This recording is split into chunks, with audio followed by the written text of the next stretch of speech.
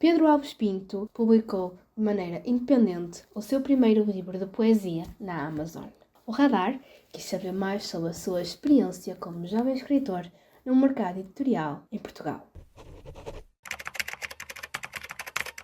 O meu processo de escrita é muito à toa. Eu, às vezes, a inspiração veio-me de sítios completamente aleatórios. Pode ser, por exemplo, um sítio na natureza. Encontra-se sempre inspiração na natureza para escrever algo que seja sobre a natureza ou sobre a vida. Mas no dia a dia eu acho que há muitos elementos importantes, mesmo que sejam pequenos, que nos podem, ao ser presentes e ao estar mesmo conscientes do que está a acontecer, encontra-se sempre algo para contar, uma história para contar em qualquer momento do dia. E então, sim, mas é muito aleatório. Às vezes posso estar a ler um livro ou ouvir uma música e há uma certa palavra, mesmo que não seja muito importante, que só ouvir a palavra dá-me uma ideia para escrever sobre qualquer coisa. Ou então estou a ir a pé para a escola e de repente vem-me uma frase à cabeça, eu fico tipo, seria fixe incluir isto num poema. Depois vou só escrever no telemóvel e guardo para mais tarde. Sim. Ah, foi aleatório no sentido que se tivéssemos perguntado ao Pedro de 17 anos se algum dia ele escreveria poesia, ele diria que não, que achava que não era quem ele é e que não faria sentido para ele tentar escrever poesia. Mas devido às circunstâncias da vida e aos eventos que ocorreram naquele tempo, poesia virou a ser a única maneira de ele lidar com certas emoções e pensamentos na cabeça e naquele ponto já só era aquilo que fazia sentido para ele. Ajudou-me não só a explorar uma parte de mim que eu ainda não conhecia de maneira nenhuma, como tanto também me ajudou a crescer como pessoa ao incorporar partes de mim que eu não conhecia e em ajudar-me a evoluir e a enfrentar novos obstáculos, porque como alguém que nunca tinha escrito, de repente lançar-se assim numa coisa é um bocado tipo, tu sentes-te como se estivesses a fazer uma coisa que não devias, estás a olhar para o papel vazio e estás tipo, eu não sou escritor, porque é que eu estou a fazer isto? Mas ao mesmo tempo sentes que há algo dentro de ti que quer que tu escrevas e então só isso que faz sentido. A primeira parte é só poemas soltos, não há uma história coerente neles assim. Tratam de temas diferentes e muitos tratam do mesmo tema, mas de perspectivas diferentes ou assim. E enquanto a segunda parte é mais é poemas em forma de diálogo entre um homem jovem e um homem mais novo, um homem jovem e um homem mais velho. E então eu achei que essa segunda parte eu gostei muito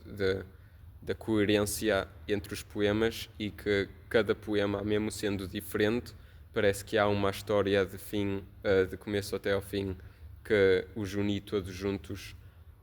E eu também fiz por isso, criando um prólogo e um epílogo para fazer como se fosse uma história, mas contada em tipo capítulos diferentes, mas todos os poemas sendo em diálogo entre um e outro, porque achei no momento uma ideia interessante e quis explorar e quis que aquilo fizesse parte do meu primeiro livro, porque estava satisfeito com o resultado que tive daquilo. Houve alguns que porque pronto, aquilo demorou alguns meses a acumular os poemas todos e depois a tê-los num documento onde dizia, ok, estou satisfeito com estes, mas houve de certeza uns que eu olhava para eles e já não sei se gosto tanto deste como gostava na altura. E muitas vezes também escreves um poema um dia e no próximo dia já não te sentes nada como estavas a sentir no dia anterior, por isso olhas para aquilo e dizes, ok, ainda gosto do que está ali escrito, mas já não é quem eu sou, já não é como eu me sinto. Por isso há sempre um processo onde eu não era muito de alterar os que já tinha escrevido. Eu quando escrevo, eu gosto muito de o deixar como está porque é tipo um ponto naquele momento da minha vida que este momento é isto e não vou vir aqui atrás e mudar como isto é porque é como se estivesse a mudar o futuro, o passado e isso não faz sentido para mim. Mas sim, há alguns que eu então tirava do documento e adicionava outros que eu gostava mais ou assim. Sim, com certeza. Porque há sempre uns que eu escrevia e depois eu pensava muito, ok, porque os poemas há sempre assim algumas categorias. Há os que são muito íntimos e não saem para lado nenhum, eu guardo só comigo. Depois há uns onde eu digo, ok, estes são bons que chegue, que eu os publico na minha página de poesia no Insta, por exemplo, e estes aqui são bons que chegue, que eu me sinta confortável a pôr dentro de um livro para outras pessoas lerem. E então há sempre aquele momento depois de eu escrever, onde eu fico a olhar para eles, eu fico a pensar, a duvidar se quero pôr ou publicar ou não publicar, ou se ponho ou se guardo para mais tarde num livro. Mas o facto de querer guardar para o livro, tenho sempre depois de correr o risco de meses depois olhar outra vez para o poema e ficar tipo, se calhar já não gosto tanto de ti como gosto agora. Eu acho que tem sempre aquele aspecto de poder chegar a partes do mundo onde o teu livro não pode não chegar, como as redes sociais e a internet é uma coisa tão global neste momento, pode-se sempre haver a oportunidade do poema pelo algoritmo ou qualquer coisa chegar a uma pessoa que pode ser importante depois para ti num sentido de criar oportunidades para o teu trabalho e assim, e o livro, principalmente quando se é assim uma pessoa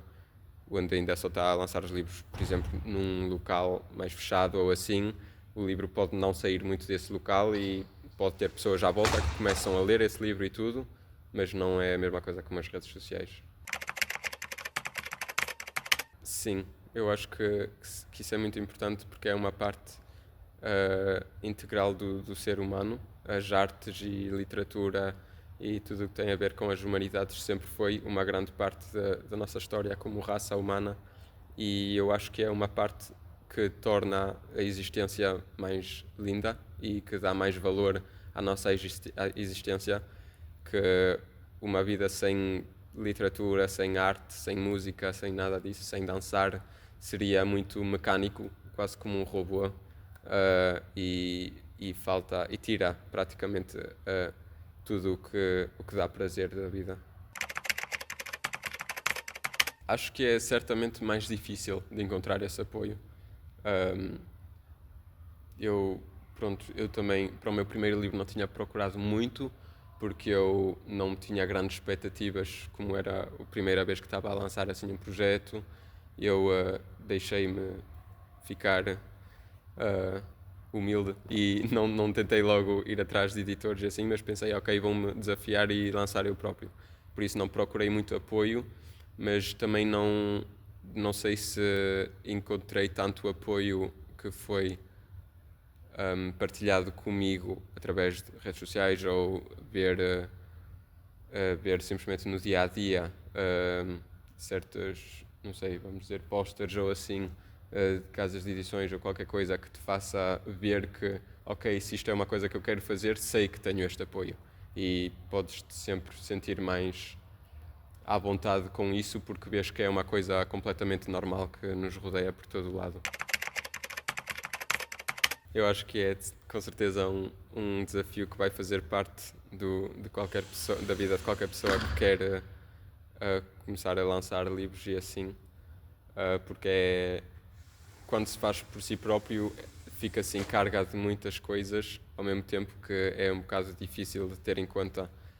de tudo, enquanto com editores eles já sabem o que fazem.